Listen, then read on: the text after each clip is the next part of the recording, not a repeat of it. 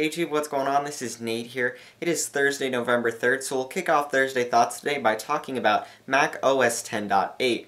So of course, Apple has yet to announce this next generation operating system for the Mac, but Apple has already started working on it according to Mac Rumors. If you take a look at their traffic log for their website, they have received traffic originating from Apple on computers running the operating system 10.8.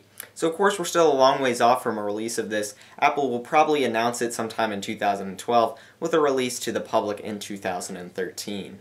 Speaking of the Mac, Apple may be looking to discontinue their current line of Mac Pro computers. A lot of people are believing that we'll see a refresh of this computer sometime in 2012 when the latest processors become available for this computer. On the other hand, reports are now suggesting that Apple is on the verge of discontinuing this product. The reason for this is Apple simply does not make money off the Mac Pro anymore. Consumers are now heading for the iMac, the MacBook Pro, and the MacBook Air. In addition, if you take a look at what Apple has done this year, they made the Final Cut program less of a professional-oriented program and made it more consumer-oriented. So I can definitely see Apple doing this just because of what they've done in the past already to simplify things for consumers. This week, Apple missed their deadline in order to get the iTunes Match service out to the public. They were hoping to have that done by October, which of course now has passed. But Apple did push out iTunes 10.5.1 Beta 2 to developers, which is now bringing support for the Apple TV, which is really great to see.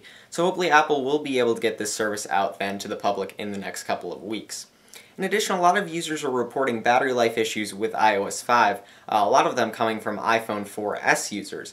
Apple this week pushed out iOS 5.0.1, which supposedly fixes these battery life issues. Additionally, a lot of iPhone 4S owners are having problems with audio, especially with echoing when they're making phone calls. According to developers, the 5.0.1 beta software has not addressed these problems as of yet. One temporary solution to solve the poor iOS 5 battery life is to turn off the time zone setting under location services. Personally, I've tried this out and I've definitely noticed some better battery life. So if you can't wait for the 5.0.1 update to be released, that's one temporary solution that I do think in fact works. In Steve Jobs' biography by Walter Isaacson, he hinted at an upcoming TV product. This week an artist mocked up what that TV might look like, and he's made some really beautiful images. He's integrated it with Siri voice assistant, iCloud, and it's got its own app store. I think these are definitely possible options for the upcoming Apple TV, which will hopefully be seen sometime in the next couple of years. Lastly, I wanted to talk about a report by DigiTimes this week, which states that Apple is going to redesign all of their products in 2012.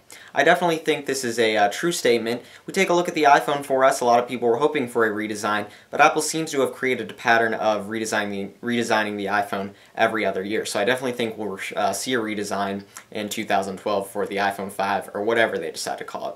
Additionally, for the iPad then, Apple may not redesign that, but they could possibly make it thinner and implement that Retina display. The only thing that's kind of standing in their way with that is manufacturers. They're definitely working with them to try and get it implemented, but the problem is to manufacture those such high-resolution displays in such mass quantities because the iPad is in such a big demand.